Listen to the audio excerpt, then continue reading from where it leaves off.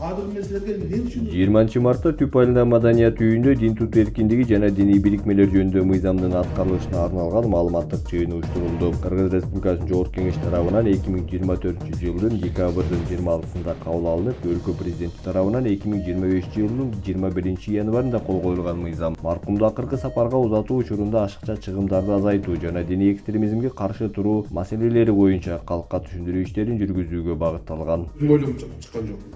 Саясатчылар мамлекеттердин өзүнө алдыга койгон пландары 100 жылдык керек болсо 200 жылдык мөөнөттө жазылат.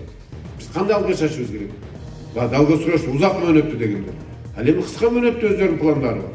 Ошондуктан ар бир өлкөнүн мамлекет, биздин да мамлекетибиз 30 жылга, 40 жылга, 50 жылга жазып атабыз. Керек болсо 100 жылга жазышыбыз керек. 100 жылдан эмне болуш керек? Кандай болот? Кандай багытта кетебиз? Билим кандай болуш керек? Биздин өсүү стратегиябыз кандай болуш керек? Ошондуктан урматтуу туугандар, бул жанагы айтылган нерсенин баардыгы билимсиздик. Ошондуктан мен ушул нерсеге да ушул жерде отургандар өзгөчө көңүл буруп, жакшынакай кылып түшүнөр. Эгерде эч ким буну запрет кылбайт, 5 мал намаз окуп, биздин ак үйдө намазканалар бар. Эгерде ушу ислам динин жок дей турган болсо, ислам динине ушундай бир буттоосу же болбосо ушуну бир башкача өңүттө өстүрөлү деген болсо, ушул биздин эң жогорку болгон ак үйүбүздө ушу намазкана боло белет. Жогорку Кеңеште намазкана боло белет. Же болбосо мына биздеги акимиятта да ачайын атабыз ремонт бүтсө. Эч ким тоскоолдук жаратпайт. Мечиттер эмне курулбайт ага. Эмне деген мечиттер курулат.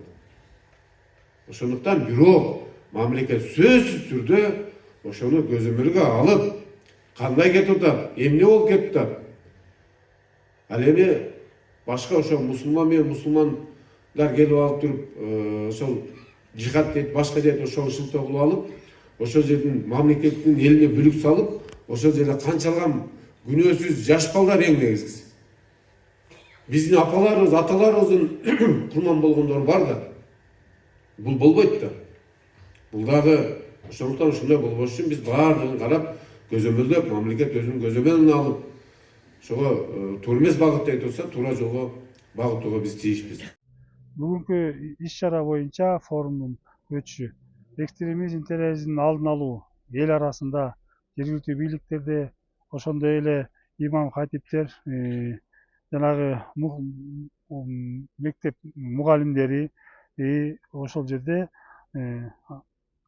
Түп районунун акими Каныбек Маматбековичтин катышуусунда бүгүн мынакей биз областтын райондор боюнча кыдырып баардык жеткирүү биздин президентибиз Садыр Нуркожоевичтин жарлыгы 54-чү жана Кыргызстан муфтиятынын 05-чи фатвасын эл арасында түшүндүрүү иштерин жүргүзүү, маркумду акыркы сапарга узатуу, үрп адат салт жанагы ысырапкорчулук боюнча ошо түшүндүрүү иштерин жүргүзүп, андан тышкары бизде жана дин комиссиянын өкүлдөрү менен Мамбетов Асылбек мырзалар менен чогуу биргеликте бүгүн акыркы жолу мына Түп районунда өтүп, азыр эл арасында түшүндүрүү иштерин өттүк.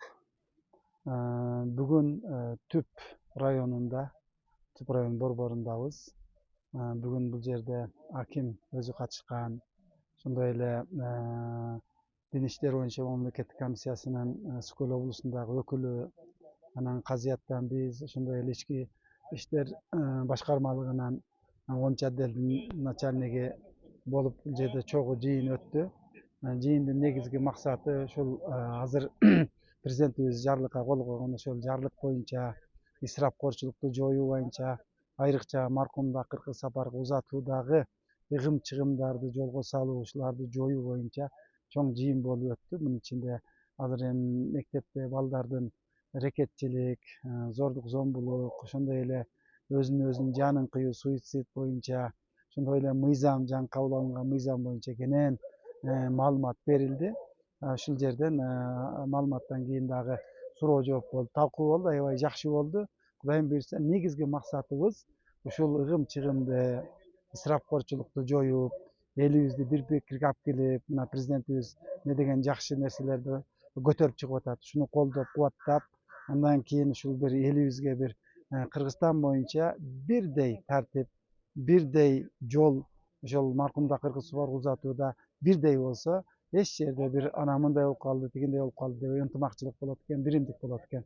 Ушуга жасалган кадамдар анан бүгүнкү жыйыныбыз дагы абдан жакшы өттү. Эл дагы мындай кабыл алып, туура дешип, эми ушуну бул жерден чакырылгандар айыл өкмөттөр, мектептеги мектеп директорлору, мугалимдер, айылдык кеңештер, депутаттар болуп чогуу жыйын өттүк. Жыйын аябай жакшы болду. Кудайым буйрса эми жыйынтыгы мөмөсүн берет деген үмүтүбүз бар. Айтылып аткан маселелер боюнча дагы мына атайын муфтияттан фатва чечим чыкты.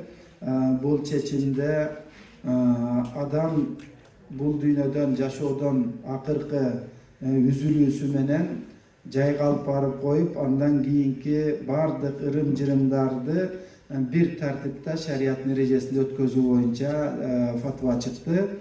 Бул фатва бардык имамдарга жеткирилди. Кудайым буйрса имамдар дагы мечиттерде балким толук окуп берет. Бул жерден мага толук окуп бергенге деле убакыт жок. Ошондуктан негизги кээ бир маселелерге токтололу. Эми бизде Кудайга шүгүр жанакы акыркы сапарга узатууда, үзүлгөндө, кепилдегенде, жаназа окуганда, жайга койгондо көп деле талаштарыбыз жок. Бизде талаштар негизинен маркумду акыркы сапарга узатуудагы ырым-жырымдар, союштар, үчүлүктөр, жетиликтер. Негизи адам баласын шарият менен, дин менен, мыйзам менен бир рамкага салып, бир жолго салып турбаса, адамдарды эркин коюп койсо, адамдар ар кандай нерселерге кетип калат. Адам биз ойлойбуз, биз акылдуубуз, туурабыз деген ар кандай салт, туура келбеген башка нерселерди жасап кое бериши мүмкүн. Бүгүнкү интернет заманында бизге маалым болду, белгилүү болду. Адамдарды эркин таштап, укугуң бар деп миллеттерин таанытпай, миллетти жөн коюлу укук дей берди эле. Мен укугум бар деп Европа мамлекеттеринде, чет мамлекеттерде мен адам эмесмин, мен мышыкмын, мен адам эмесмин, мен итмин деп ит болуп басып, иттей болуп жүрүп, ошондой эле мен эликмин деп элик болуп паспорт алгандар дагы интернет булактарында мына ачык баарыбызга белгилүү. Бул эмнеден кабар берет? Адамдарды бир жолго талим тарбия менен салып турбаса, адамдар өз билгенин жасап, адамдык сапаттан да чыгып кетүүсүндө эч кандай шек жок. Бүгүнкү иш-чара негизинен диний экстремизмдин алдын алуу жана жаңы кабыл алынган дин жаатына жаңы кабыл алынган мыйзамды түшүндүрүү ишинин алкагында болуп жатат. Бул эң биринчи кезекте айта турган болсок, бул мыйзамдын аталышы Кыргыз Республикасында дин тутуу эркиндиги жана диний бириктимелер жөнүндөгү мыйзамы. Бул мыйзам 2024 жылдын 26 декабрында Кыргыз Республикасынын Жогорку Кеңеши тарабынан кабыл алынып, 2025 январында Кыргыз Республикасынын президент тарабынан кол коюлуп, 2025 жылдын 1 февралында расмий түрдө күчүнө кирди.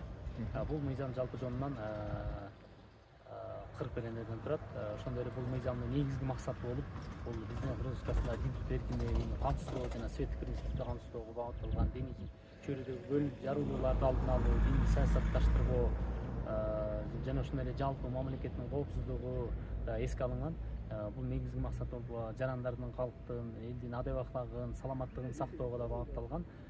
Ошон үчүн бул мыйзамды жерлерде түшүндүрүү, маалыматтык түшүндүрүү иштерин жүргүзүп атабыз.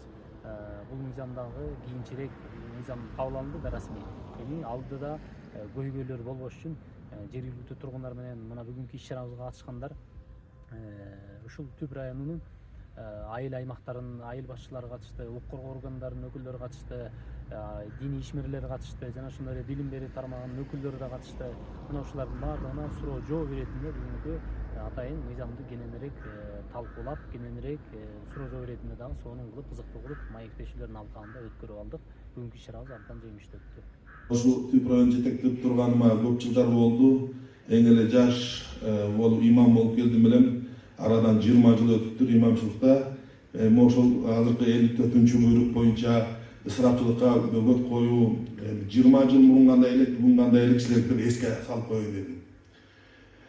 Ошондо мен чыпыктай жаш жигит элем, канчалык кыйынчылык убакытта келип калдык. Элди жетектегенде ошол элдин баардыгы имамдын оозун карап, бир четинен балакай болуп, бала болуп турган кезимде кандай күндөр өттү башыбыздан кыйынчылык. 3 күнгө чейин кармайт элек, малды ченебей соет элек, ар бир табакка 2 бөтөлкө арак коет элек, ящиктеп алып келип коет элек, топурак салбай ылжырап мас болуп чыгып калат элек, жыртыш көк чапанак чакырам деп ит жабат элек. Ошол башыбыздан өттү бир туугандар. Мен күбөмүн тирүү. Азыр 46 жашым келди бир туугандарым. Мына ошол баарыңар эле улуу муундун баардыгы билесиңер, башыбызда жаманчылык, өлүм кандай болот эле. Анын баары токтодуга өзгөрүү бар, такыр жок эмес. 3 күн кармаганыбыз 1 күн болду, 1 түн өтүп калды. Кудай шүгүр. Арак такыр эле жоюлуп калды. Ийиттерибиз жабылбай калды. Анан жыртыштарыбыз айрылбай калды. Мүрзөлөрүбүздө таштарыбыз кандай эле. Кымбат баалуу бийик таштарды коет элек. Азыр мүрзөбүз дагы тартипке келип калды, эстеликтер тартипке келип калды. Баардыгы өз убагы менен болот экен. Өзгөрүү бар бир туугандар. Чоң өзгөрүү бар.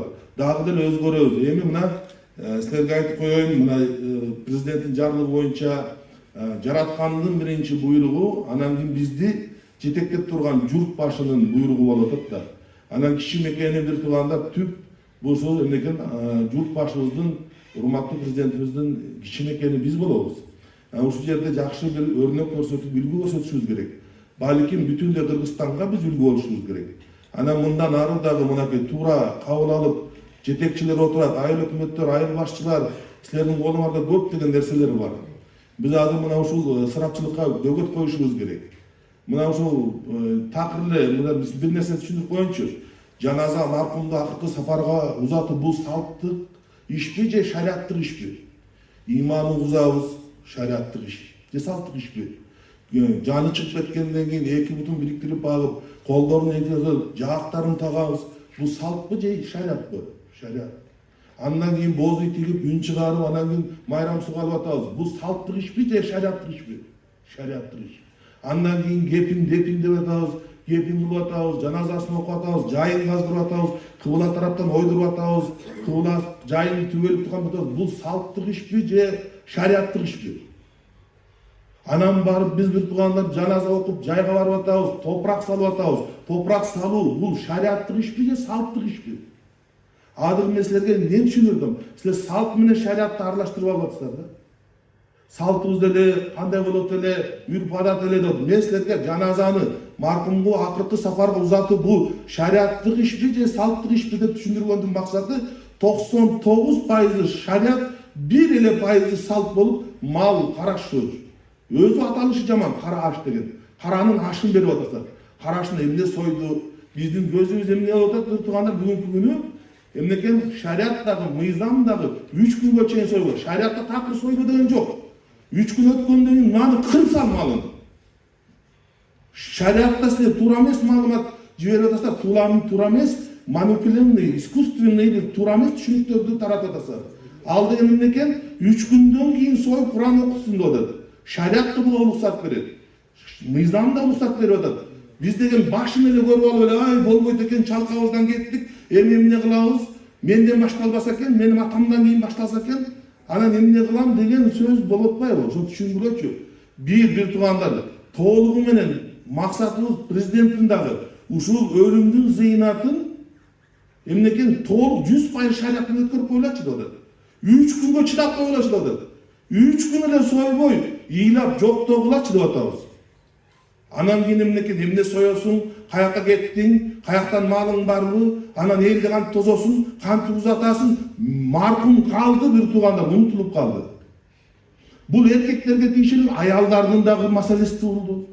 Биз мынакей жыртыштарды, жабууларды, чапандын баарын тыйганбыз. Кудай шүгүр, Түп районунда андай ийит жабуу деген түшүнүк жок эле. Бирок бүгүн мына аялдар эмне болду? Баштык маселеси киргизди. Азыр бир туугандар боз үйгө отурасыңар, үн чыгарасыңар аялдар. Столду ортого коюп койгонсуңар, ким эмне баштык алып келди деп, ким кандай келди деп сынап отурасыңар. Анан баштыкты бир келинге качышты карматасыңар, бир бөлмөнү склад кыласыңар, ошол жака тыгып атат, келген конфетти тыгып атат, печеньени тыгып атат. Ал тем магазинде өтпөй калган, срок өтүп кеткен бирөөнү байытып атасыңар. Бүгүн жыртышыңар, ошол чапаныңар эмнеге өтүп кетти? Абмен баштык өтүп кетти.